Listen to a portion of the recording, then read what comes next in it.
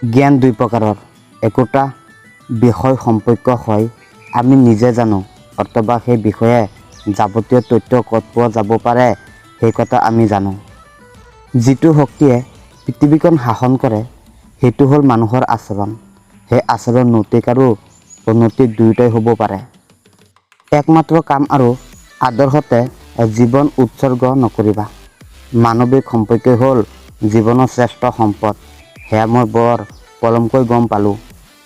যেতিয়া সকলো মানুহে একেধৰণে চিন্তা কৰে তেতিয়া বুজিব লাগে যে কোনো এজন মানুহে গভীৰভাৱে চিন্তা নকৰে। তুচ্ছ আৰু গুৰুত্বহীন কথাবোৰত অবিচয় ব্যস্ত হৈ থকাটোৱেই হ'ল সুখী হোৱাৰ প্ৰধান উপায়। সৰ্বসাধাৰণ জনতাৰ সহ্য গুণ অসাধাৰণ। জনতাই সকলোকে ক্ষমা কৰি দিয়ে। প্ৰতিশালী বা মহৎজনক কোনো দিনে ক্ষমা নকৰে। সময়ৰ সদ্ব্যৱহাৰৰ অৰ্থ হ'ল আটাইতকৈ গুৰুত্বপূৰ্ণ কামখিনি বাছি উলিওৱা, উচিত মতে কাম কৰি যোৱা।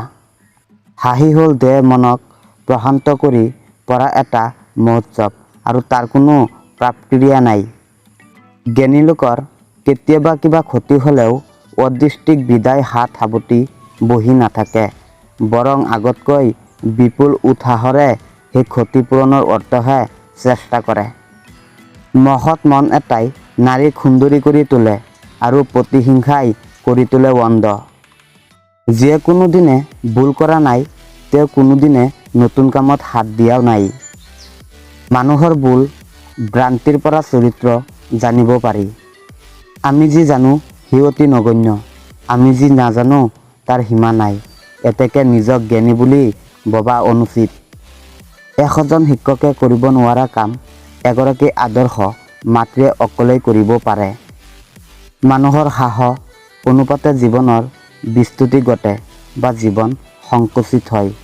সাহসেই সফলতাৰ চাবি কাঠি। মানুহৰ মন পেৰাচুটৰ দৰেই, খোল খালে সি ক্ৰিয়াশীল হয়। নমস্কাৰ মোৰ বন্ধু বান্ধৱীসকল, ভিডিঅ'টো কেনেকুৱা হ'ল নিশ্চয় কমেণ্ট কৰি জনাব আৰু যিসকলে এতিয়াও চেনেলখন ছাবস্ক্ৰাইব কৰা নাই প্লিজ ছাবস্ক্ৰাইব কৰি দিবা আৰু লগতে এটা লাইক কৰি দিবা। জয় আই অসম।